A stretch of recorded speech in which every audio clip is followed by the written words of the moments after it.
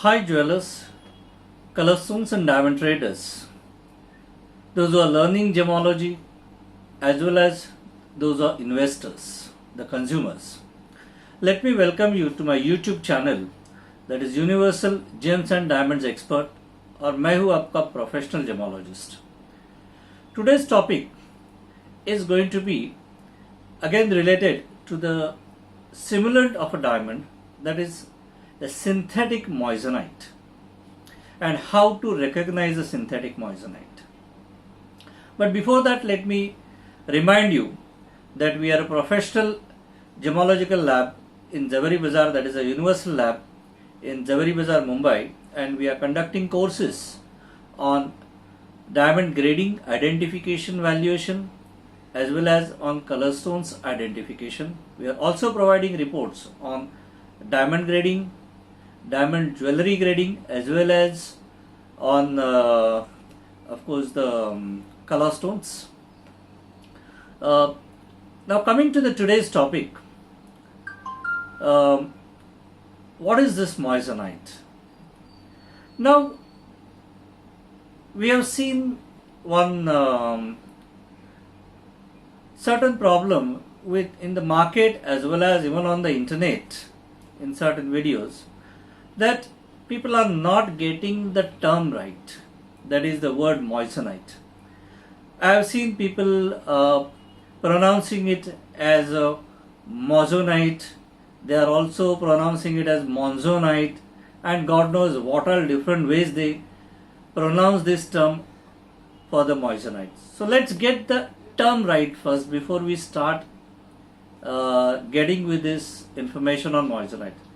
So we have to call it a synthetic moissanite. I repeat a word, moissanite. Now the question is, what is this moissanite and why suddenly in late 90s it got in early 2000 it got so much of importance in the diamond market? Now if you realize, the moissanite was discovered by Sir Henry Moissan in 1893, I repeat, in the Arizona, in certain meteoritic craters.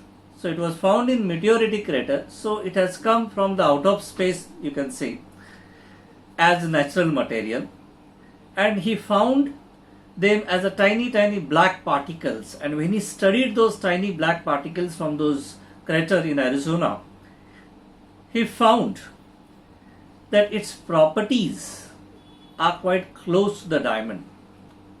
But unfortunately क्या हुआ था कि वो जो material उनको मिले थे, जो टाइनी पार्टिकल्स जो मिले थे, वो नॉन जेम क्वालिटी थी, दे वर ओपेक, ब्लैक थे, तो ज्वेलरी में वो यूज नहीं हो सकते थे.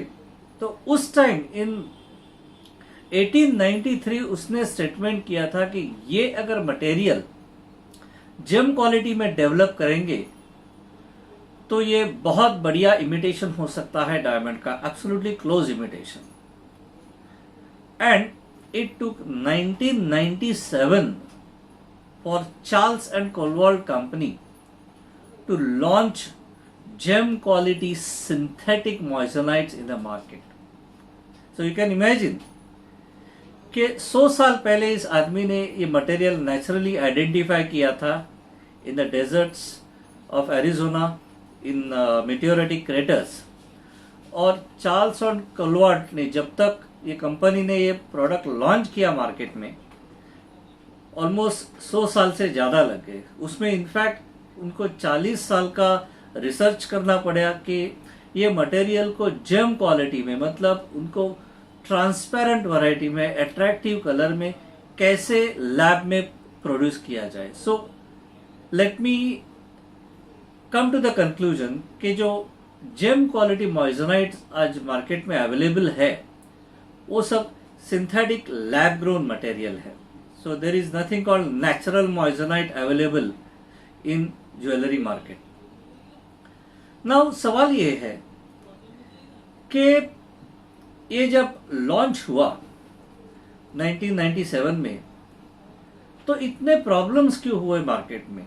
काफ़ी डायमंड ट्रेडर्स को और काफ़ी कलरस्टोन ट्रेडर्स को सिंथेटिक मॉइजनाइट अंडर 10x आइडेंटिफाई करने को नहीं आ रहा था। इसका रीज़न काफ़ी क्लियर था कि पहले तो उसका रिफ्रैक्टिव इंडेक्स जो था वो डायमंड से भी थोड़ा ज़्यादा था। डायमंड का अगर 2.41 है तो उसका 2.60 टू 2.70, मतलब आप आरआई नहीं ले सकते हो ये मटेरियल का। और आज तक क्या हुआ था कि जब भी आप कोई भी डायमंड के इमिटेशंस का आरआई बढ़ाने की कोशिश करते थे या hardness specially the RI and lustre बढ़ाने की कोशिश करते थे तो उसकी स्पेसिफिक ग्रेविटी बहुत ज़्यादा बढ़ जाती थी और वही काफ़ी होता था कि लाइक से फॉर एग्जांपल क्यूबिक सर्कोनिया भी डायमंड जैसे दिखता है, लेकिन अनफॉर्चुनेटली उसका जो वेट है वो बहुत ज़्यादा है। क्यों? डायमंड से कंपैरिजन में क्यों? उसकी स्पेसिफिक ग्रेविटी ही बहुत ज़्यादा है, 5.95 है और डायमंड की है 3.53। तो एक ही साइज का आप क्यूबिक सर्कोनिया और डायमंड अगर साथ में रखते हो तो क्यूबिक सर्कोनिया की जो वजन है वो डायमंड से ऑलमोस्ट डबल हो जाता था। तो ये वजह से उसको इजीली आइडेंटिफाई कर सकते थे।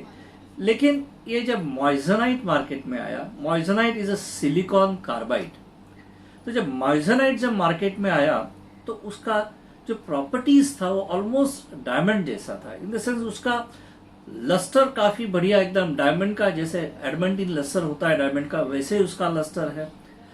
उसका हार्डनेस भी काफी अच्छा था, मतलब 9 से भी ज्यादा हार्डनेस, 9.25 उसका हार्डनेस था। भले 9.25 है, फिर भी 9.25 और डायमंड का जो 10 है उसमें काफी फर्क है। तो क्या होता था कि अभी तक अगर आप सिंथेटिक कोरंडम लो और क्यूबिक सर्कोनिया को घिसो तो क्यूबिक सर्कोनिया घिस जाता था, लेकिन अभी उल्टा हो रहा है कि मॉइजनाइट ही कोरंडम को या रूबिया सफायर को घिस देता है क्योंकि उसका हार्डनेस 9 से ज्यादा। लेकिन उसके सामने उसकी स्पेसिफिक ग्रेविटी ऑलमोस्ट डायमंड के नजदीक थी, या इनफैक्ट थोड़ी डायमंड की थोड़ी कम थी। In the sense it is 3.21 to 3.30। तो होता क्या है, जब आप फील करते हो तो वो डायमंड जैसा ही दिखता है, उसका हेवीनेस भी डायमंड जैसा ही है। इनफैक्ट अगर आप वेट कंपैरिजन करोगे तो वो वेट कंपैरिजन भी ऑलमोस्ट क्लोज टू डायमंड आता था या डायमंड से थोड़ा सा कम आता था। तो वो वजह से क्या होता था कि प्रिलिमिनरी जब टेस्टिंग करते थे ट्रेडर्स तो उनको बिल्कुल भी डाउट नहीं आता था कि ये डायमंड नहीं है करके। इनफैक्ट ये जो डायमंड का जो थर्मल प्रोब था, डायमंड आइडेंटिफाई करने का थर्मल प्रोब, तो क्योंकि अभी मॉइजनाइट का थर्मल कंडक्टिविटी भी ज्यादा है तो डायमंड के जो प्रोब है वो भी उसको डायमंड बताने लगे। एट द सेम टाइम जो एक सिंपल टेस्ट है क्यूबिक सर्कोनिया और डायमंड के बीच में अगर आइडेंटिफाई करना है तो एक सिंपल टेस्ट है कि आप एक पेपर के ऊपर, व्हाइट पेपर के ऊपर एक लाइन मारो पेन से, पतला लाइन, और उसके ऊपर डायमंड और क्यूबिक सर्कोनिया उल्टे रखो टेबल नीचे, और जब आप पैवेलियन से ऊपर से देखते हो तो वो लाइन क्यूबिक सर्कोनिया में क्लियरली दिख जाती है। लेकिन अगर डायमंड का कट अच्छा है तो डायमंड में से वो लाइन नहीं दिखेगी। मतलब क्या है कि क्यूबिक सर्कोनिया में रीड थ्रू इफेक्ट आता है लेकिन डायमंड में रीड थ्रू इफेक्ट नहीं आता है अच्छे राउंड ब्रिलियंट कट में। लेकिन अभी यहां क्या हुआ कि जब मॉइजनाइट आप वो लाइन पे रखते हो तो मॉइजनाइट में से भी वो लाइन नहीं दिखती है। मतलब क्या, there is no read through in synthetic moissanite.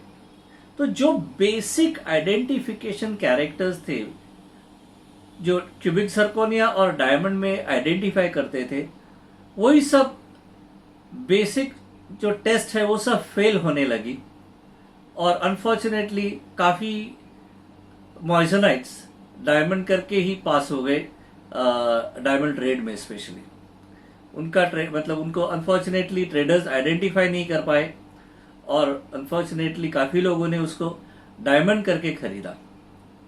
तो इसीलिए ये एक एकदम डिफिकल्ट स्टोन्स हो गया था ट्रेडर्स के लिए। इनफैक्ट मेरे यहाँ जो मॉइजनाइट आया, इनफैक्ट 98 में आया था फर्स्ट मॉइजनाइट, और क्योंकि मुझे मॉइजनाइट के बारे में मालूम था, मैंने वो कस्टमर को बोल दिया था कि ये डायमंड नहीं है, ये मॉइजनाइट है। तो वो भी शॉक हो गया कि ऐसे कैसे हो सकता है, ये डायमंड कैसे नहीं हो सकता है। उसने वो प्रोब लेके आया था। इनफैक्ट काफ़ी बार हमारे यहाँ मॉइजनाइट आए, और जो ट्रेडर्स जो भी लेके आए थे, वेदर ट्रेडर्स है या कंज्यूमर्स है, they were quite shocked to know कि ये डायमंड्स नहीं थे, मॉइजनाइट थे, सिंथेटिक मॉइजनाइट्स थे। इनफैक्ट एक इंसिडेंस ऐसा भी हुआ कि एक ज्वेलर ने जोड़ी बेच दी थी, बड़ी 3-3 कैरेट की जोड़ी थी, ऑलमोस्ट मतलब 6 कैरेट की जोड़ी थी, और 4-5 साल के बाद वो वापस आई थी क्योंकि गोल्ड का थोड़ा पॉलिश कम हो गया था। तो ज्वेलर ने पॉलिश कर दिया और सोचा कि चलो आया ही है वापस, तो उसको इस टाइम ग्रेडिंग करके, क्योंकि जब बेचा था उन्होंने ग्रेडिंग इतना डायमंड या अपने ज्वेलरी फील्ड में इतना इम्पोर्टेंट नहीं था, लेकिन उस टाइम थोड़ा ग्रेडिंग का इम्पोर्टेंट आ गया था। तो उसने सोचा कि ग्रेडिंग करके ही उसको रिटर्न कर दिया जाए। तो जब उसने मेरे पास दिया वो जोड़ी, इयररिंग्स था, तो जब मैंने आईग्लास मार के मैंने उनको बोल दिया कि सॉरी ये तो डायमंड नहीं है, तो उसको ग्रेड करने का कोई मतलब ही नहीं है। And he was quite shocked. तो वो ज्वेलर ने जहां से खरीदा था वो ट्रेडर को बुलाया था और उनको भी बताया कि ये मॉइजनाइट से डायमंड नहीं है। लेकिन वो जो डायमंड ट्रेडर था, वो आते वक्त वो थर्मल प्रोब लेके आया और उसको टच करके दिखाई दे तो ये तो डायमंड ही दिखा रहा है। तो फिर मुझे उनको समझाना पड़ा कि भाई ये जो प्रोब है, ये थर्मल प्रोब है, वो सिर्फ डायमंड और क्यूबिक जर्कोनिया को आइडेंटिफाई कर सकता है, लेकिन ये मॉइजनाइट को आइडेंटिफाई नहीं कर पाएगा। उसके लिए नया प्रोब आ गया है। और C3 इनकॉर्पोरेशन में, जो C3 इनकॉर्पोरेशन है, जिन्होंने सिंथेटिक मॉइजनाइट्स बनाई शुरुआत में, उन्होंने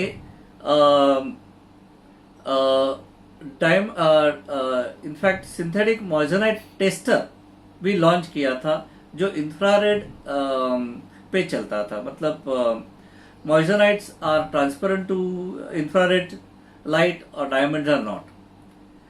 तो उनको मैंने ये समझाया अभी, या तो फिर उनको यहाँ तक बताया कि आप कोई बढ़िया लैब में भेज दो, बड़े लैब में भेज दो, वहाँ से भी आपको यही रिजल्ट आने वाला है।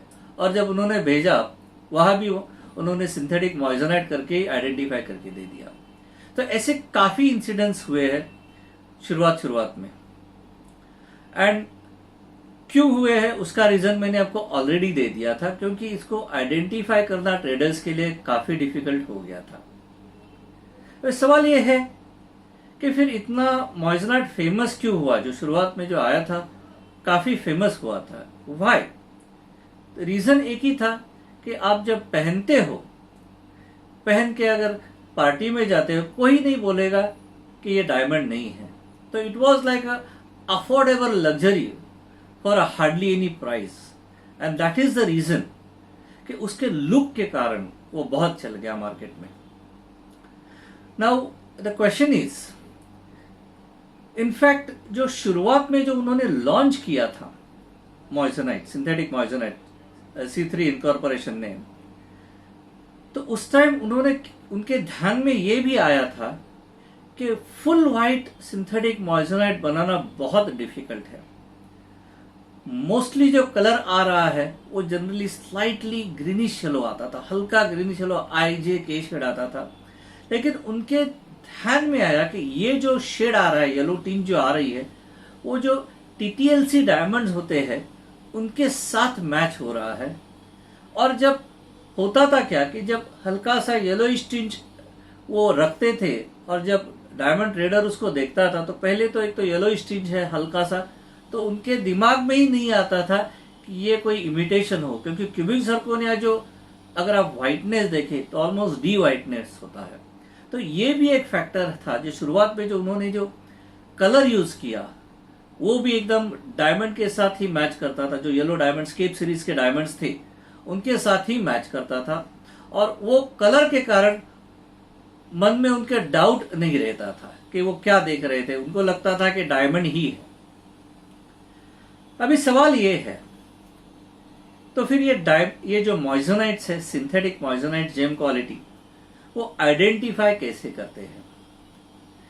नाउ सिंथेटिक मॉइजोनाइट, लकीली क्या हुआ कि ये एक डबली रिफ्रैक्टिंग स्टोन निकला, और उसका जो डबल रिफ्रैक्शन है वो भी काफी ज्यादा है। एट द सेम टाइम उसका लस्टर और डिस्पर्शन मतलब जो डायमंड रेनबो इफेक्ट मारता है, ये डिस्पर्शन भी डायमंड से ऑलमोस्ट 2.5 गुना है। तो होता क्या है कि जब आप मॉइजोनाइट सामने से देखते हो तो लस्टर के साथ आपके ध्यान में आएगा, अगर फ्रेशली कट है तो, कि हाई लस्टर के साथ हाई रेनबो इफेक्ट भी आएगा। आप अगर उंगली में पकड़ के अगर थोड़ा सा ट्विस्ट करते हो तो आपके ध्यान में आएगा कि उसमें हाई डिस्पर्शन मतलब हाई रेनबो इफेक्ट आता है। और वो आपका पहला कैच है, कि पहला क्लू है कि इतना ज्यादा रेनबो इफेक्ट क्यों मार रहा है, and that should be your first catch. और फिर आप देख लो कि उसके साथ अगर आईग्लास मार के, मतलब आपको टेबल या क्राउन से पैविलियन की फैसेट एजेस देखनी है, मतलब या तो टेबल के थ्रू या तो क्राउन के थ्रू, क्राउन फैसेट्स के थ्रू, अगर जो पैविलियन की जो फैसेट एजेस है डबल डबल दिखने लगे तो उसको कहते हैं डबलिंग ऑफ बैक फैसेट्स। अगर आप मेरा फ्रंट पेज देखोगे इस वीडियो का, तो मैंने मॉइजोनाइट में जो डबलिंग ऑफ बैक फैसेट्स जो आती है वो कैसी दिखती है वो भी वहां पे पिक्चर है। एट द सेम टाइम शुरुआत में जब मॉइजोनाइट्स आए तो उसमें काफी नीडल लाइक इंक्लूजन्स आते थे, लंबे लंबे नीडल्स, सब पैरेलल नीडल लाइक इंक्लूजन्स आते थे। और डायमंड में जनरली इतने लंबे लंबे इंक्लूजन्स रेगुलरली आते नहीं है। तो वो एक कैच फैक्टर था कि लॉन्ग सब पैरेलल नीडल लाइक इंक्लूजन्स। अभी उसके साथ अगर आपको लगता है कि इसका जो वजन है, अगर आप मेजरमेंट्स करोगे और मेजरमेंट के साथ अगर ये उनका वेट मैच करने की कोशिश करोगे तो ऑलमोस्ट डायमंड जैसा ही वेट बैठता है, या डायमंड से थोड़ा सा कम बैठता है, हल्का सा, मे बी 5 to 10%। तो ये एक चीज है। प्लस उसके साथ उसका सुप्रीम हार्डनेस है कि रूबी सफायर को, अगर आपके पास सिंथेटिक रूबी सफायर के बुल है या सिंथेटिक रूबी सफायर है रखे हुए, तो उसको भी आप स्क्रैच करके देख सकते हो। It will easily क्रैच Ruby and sapphire synthetic. अब नेचुरल हम रख नहीं सकते हैं टेस्टिंग के लिए, तो सिंथेटिक ही रखना पड़ता है, क्योंकि सिंथेटिक और नेचुरल रूबी सफायर का हार्डनेस एक ही होता है। सो बेसिकली जब हम शुरुआत में हम देखते थे तो हम कैसे आइडेंटिफाई करते थे? पहले तो हल्का सा वो येलोइश ग्रीन टिंज रहता था, फिर थोड़ा सा उसको क्या है ना कि डिस्पर्शन कम करने के लिए उसको उसका क्राउन हाइट और पैविलियन डेप्थ थोड़ा सा कम कटिंग करते थे चार्ल्स एंड कोलवार्ट वाले। फिर भी मतलब थोड़ा सा लाइट लीकेज हो जाए, लेकिन फिर भी उसका लस्टर कम नहीं होता था, डिस्पर्शन भी बहुत ज्यादा रहता था। अगर आप गर्डल देखो उसकी, अगर मैं ये जो मेरे फ्रंट पेज पे जो एक नीडल का जो इंक्लूजन है, जो स्टोन है, उसके गर्डल देख लो जिसमें नीडल्स है, उसके गर्डल क्यूबिक जरकोनिया जैसी आती है, स्मूथ एंड ट्रांसपेरेंट। तो वो एक भी कैच है। जनरली डायमंड की या तो ब्रूटेड आएगी या तो फैसेटेड आती है। ये एक कैच था। Plus of course supreme hardness, 9 से भी ज्यादा hardness. At the same time अगर उसमें doubling of back facet clearly दिखता है एंड उसके साथ नीडल भी दिखते हैं, तो हम आइडेंटिफाई करते थे कि हाँ ये सिंथेटिक मॉइजोनाइट ही है। ऑफकोर्स उसमें वापस रीड थ्रू भी नहीं आएगा, जैसा क्यूबिक जरकोनिया में आता है रीड थ्रू, लेकिन इसमें रीड थ्रू वो लाइन नहीं दिखेगी। पेपर की जो लाइन हम मारते हैं और फिर उसके ऊपर स्टोन रख के देखते हैं, तो वो इफेक्ट नहीं आता है। अभी हुआ क्या बाद में कि पहले शुरुआत में वो पर्टिकुलर कलर आता था लेकिन बाद में जैसे जैसे उनकी प्रोसेस इवॉल्व हुई, अभी आजकल colourless to near colourless moisturisers भी आने लगे हैं। एट द सेम टाइम अभी हमारे यहाँ काफ़ी फैंसी कलर्स भी मॉइस्चराइज़र के आगे गए, मतलब ब्राउन में आया था, ऑरेंज ब्राउन आया था, ब्लू में आते हैं, ग्रीनिश में आते हैं, ग्रीनिश ब्लू में आते हैं। सो अब आजकल काफ़ी मॉइस्चराइज़र में कलर्स भी आने लगे हैं, तो आपको केयरफुल रहना पड़ेगा कि मॉइस्चराइज़र अभी सिर्फ कलरलेस या नियर कलरलेस में नहीं आ रहा है, अभी फैंसी कलर्स में भी आ रहा है। सो आई होप कि ये मॉइस्चराइज़र पे जो आइडेंटिफिकेशन के ऊपर ये जो हमने छोटा वीडियो हमने बनाया है, उससे आपको क्लियर हुआ होगा कि मॉइस्चराइज़र जो सिंथेटिक मॉइस्चराइज़र जो मार्केट में अवेलेबल है वो कैसे पहचानते हैं।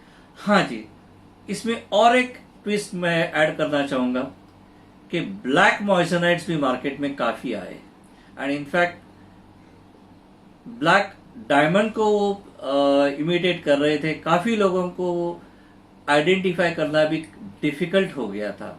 तो अगर आप मेरा फ्रंट पेज देखेंगे, उसमें ब्लैक मॉइस्चराइज़र भी मैंने दिखाया हुआ है बाकी कलर के साथ। Okay, so I hope everything was pretty clear. Thank you very much.